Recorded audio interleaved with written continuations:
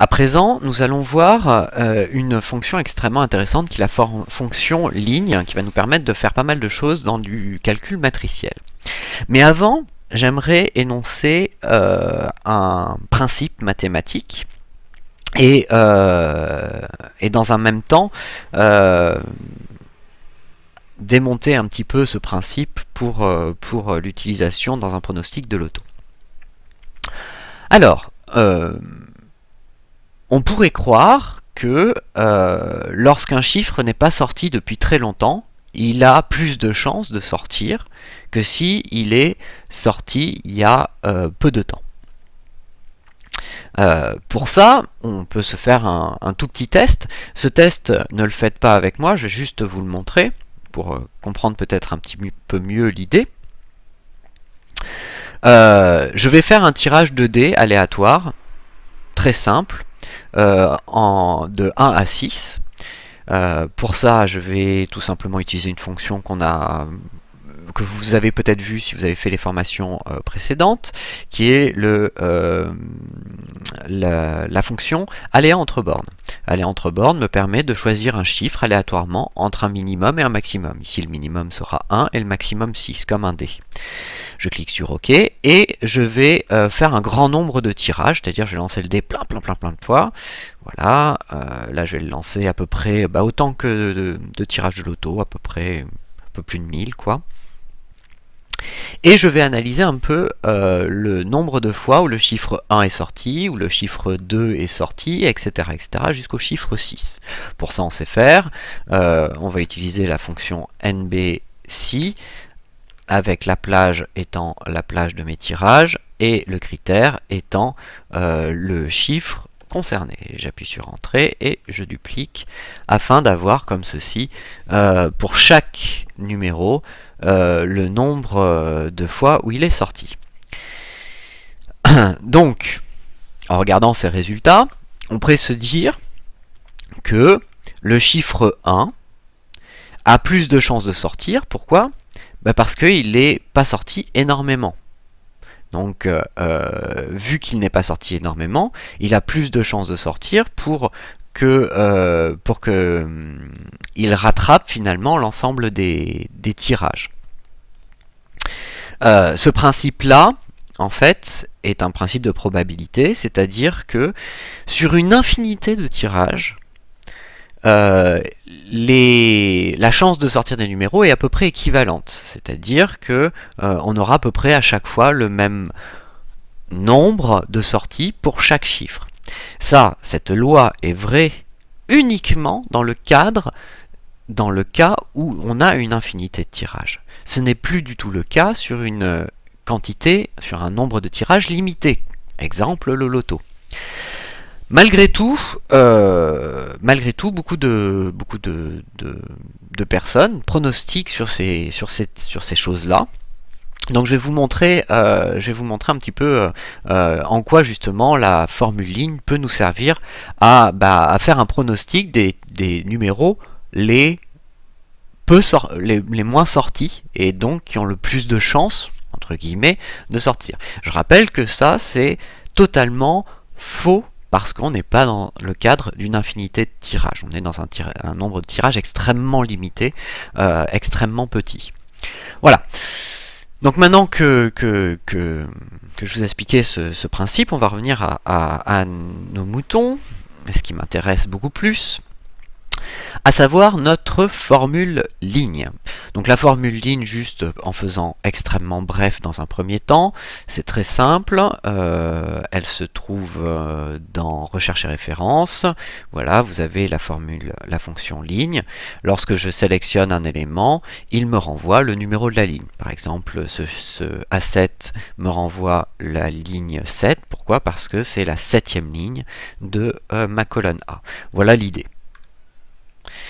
On va se servir de cette formule-là pour trier, mais pour se permettre n'importe quel nombre de tri dans un tableau. Alors, pour ça, on va réutiliser ce qu'on a vu précédemment et on va aller un petit peu plus loin. On va créer une nouvelle ligne, donc une nouvelle colonne, pardon. Pour ça, je vais sélectionner la colonne A, je vais faire un clic droit et cliquer sur Insertion pour ajouter une nouvelle colonne. Je rappelle que Insertion se retrouve aussi dans Insérer des cellules, lorsque l'on a pas insérer des colonnes dans la feuille, pardon, lorsque l'on a sélectionné la colonne concernée. Et donc là, on va faire un premier pronostic qui va être sur les boules les moins jouées, donc qui ont le plus de chances, entre guillemets, de sortir, même si c'est totalement faux. Je vous l'ai expliqué précédemment. Alors, pour ça, j'ai la possibilité de réutiliser finalement ce que j'avais utilisé ici, petite valeur, et de pouvoir créer un pronostic des boules qui ont le plus de chances de sortir grâce à cet élément-là. Donc qu'est-ce que ça donnerait? Ça donnerait tout simplement égal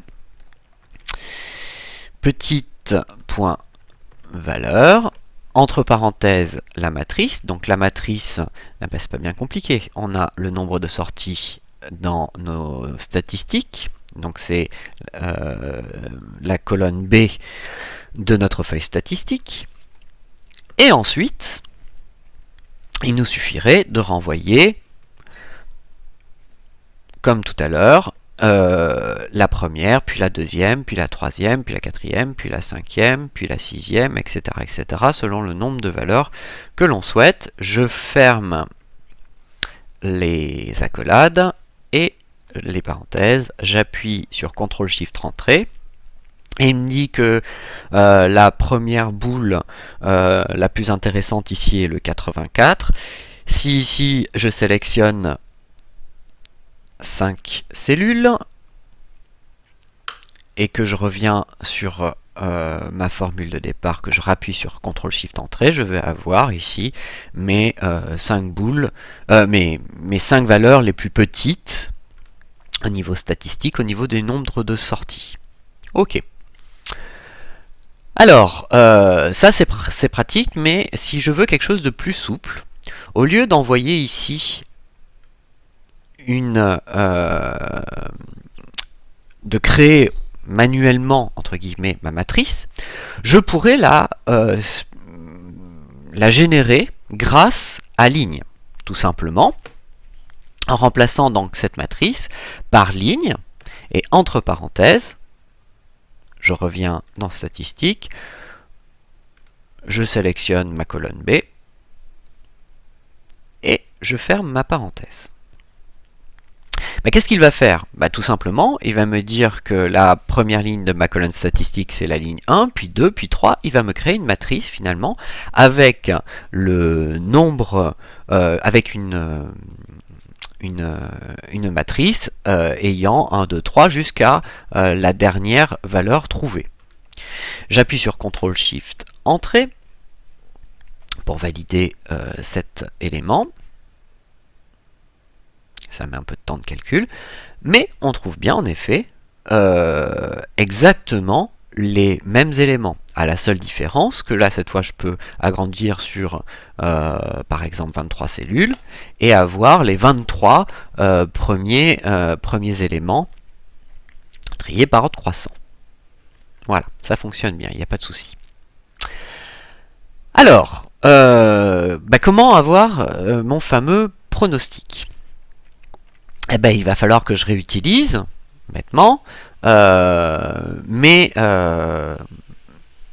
que j'avais fait ici, c'est-à-dire la fonction index, qui me permet tout simplement de renvoyer l'élément d'une cellule précise, et la formule equiv qui me permet de trouver un élément, la ligne d'un élément, dans une matrice. Revenons sur notre première formule ici et changeons un peu cette formule. On va rajouter devant petite valeur, tout simplement, la première fonction, equiv. Donc la valeur recherchée, c'est la plus petite des valeurs. enfin la première ça va être la plus petite, puis après la deuxième la seconde plus petite, etc. etc. Ce que l'on a fait précédemment. Ensuite, le tableau de recherche, eh ben, c'est dans statistiques, nombre de sorties.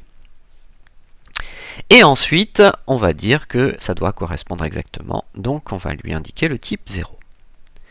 Voilà. Toute cette formule, on va la transformer encore une fois, et on va rajouter donc, exactement comme sur la vidéo précédente, l'index pour connaître le nom de la boule. Donc l'index, ben, il faut d'abord lui indiquer la matrice. Ici, la matrice, ça va être la colonne A, c'est là où j'ai le nom de mes boules.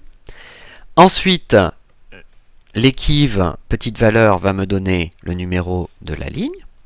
Et enfin, le numéro de la colonne, c'est obligatoirement dans la première colonne, vu que je n'ai qu'une colonne sélectionnée. J'appuie sur CTRL-SHIFT Entrée pour valider cette formule. Il va calculer. Et il va me renvoyer donc cet élément-là, à savoir donc mon pronostic des boules qui sont le moins sorties, la 42, la 19, la 48, la 25, la 34. On peut regarder, en effet, la 42, c'est si je dois tout simplement faire un tri, ça ne le faites pas, c'est juste pour vous montrer que ça fonctionne bien, et que je classe tout ça du plus petit au plus grand par le nombre de sorties. Il va me trouver donc dans l'ordre. Ça met un petit peu de temps parce qu'il y a beaucoup de calculs.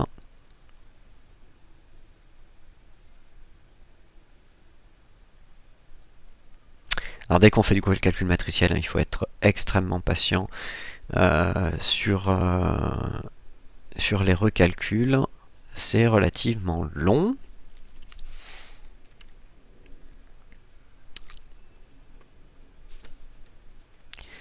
Je vais faire une pause dans la vidéo afin d'attendre la fin. Donc voilà, c'est terminé de calculer. On trouve donc avec le plus petit nombre de sorties la boule 42, puis 19, 48, 25, 34. Regardons si mes pronostics étaient bons. 42, 19, 48, 25, 34. Donc ça fonctionne parfaitement, mais voilà, il se passe un problème, c'est lorsque j'ai une égalité. Lorsque j'ai une égalité, lui, il va me renvoyer obligatoirement la première valeur trouvée. Ici, le 34. Donc, il va me mettre 2 fois 34, puis 2 fois 8, puis 2 fois 14, puis 1 fois 47, etc., etc. Or, dans mes statistiques, si je trie par ordre croissant du nombre de sorties, ici, il ne va pas me renvoyer tout à fait la même chose. Il va me dire qu'il y a 34, puis 39, puis 8, puis 44, puis 14, puis 31, etc., etc. Donc, il va falloir aller un petit peu plus loin dans notre démarche là pour pouvoir gérer, ces éléments lorsque donc il y a des égalités. Ça, je vous propose de le découvrir dans la vidéo suivante.